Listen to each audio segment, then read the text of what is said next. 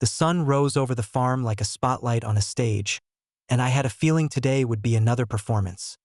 Starring Karen, the HOA Queen of Calamity. I was pruning the orchard, enjoying the rare quiet, when the familiar squeal of tires announced the arrival of my least favorite recurring character.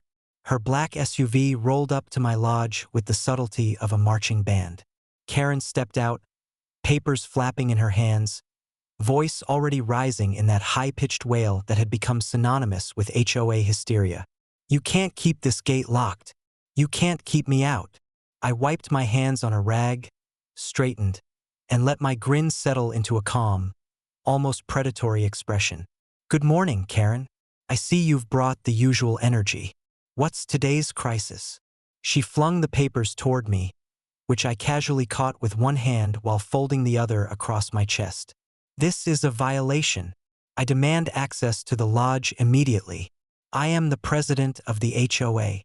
Ah yes, Karen the undaunted, eternally convinced that shouting loudly equates to power." I gestured toward the gate. "As I recall, access requires authorization, which you do not have. And before you ask, yes, I am fully aware of your title. It still doesn't matter." Her face contorted into that classic combination of rage and disbelief. You can't." I let the silence stretch. 1, 2, 3 seconds, long enough for the absurdity to sink in. Then I spoke, voice calm, precise. "Karen, every attempt you've made to enter this property without authorization has failed spectacularly. Today will be no different." And it wasn't. Moments later, she stomped to her SUV, muttering about calling the police. Predictably, she had already dialed emergency services, convinced that my steadfast defense of my own property constituted a crisis worthy of dispatch. Within minutes, 2 deputies arrived. Karen puffed up, trying to exude authority as though her presence alone could sway the law. I handed the deputies my documentation. Deeds, permits, ownership papers, notarized records, all meticulously organized. Their eyes scanned everything. Recognition dawned. "Ma'am," one deputy said firmly, glancing at Karen, "you are on private property. The owner is present. Any interference may constitute criminal action. Step back immediately." Karen's mouth opened, closed, and opened again. She flailed with the sort of frantic energy that would have been comical if it weren't so tragic. But this is the HOA. "Exactly," I said softly, leaning against the gate. "Your HOA has no jurisdiction here. Nothing you say or do changes that fact." Her SUV sat idle, engine running, as she tried to make sense of the humiliating defeat unfolding in real time. The deputies, unmoved by her theatrics, began to record the encounter, ensuring that any future attempts at interference would be documented and actionable. I watched her sputter, caught in a mix of disbelief, anger, and fear. The classic Karen cocktail.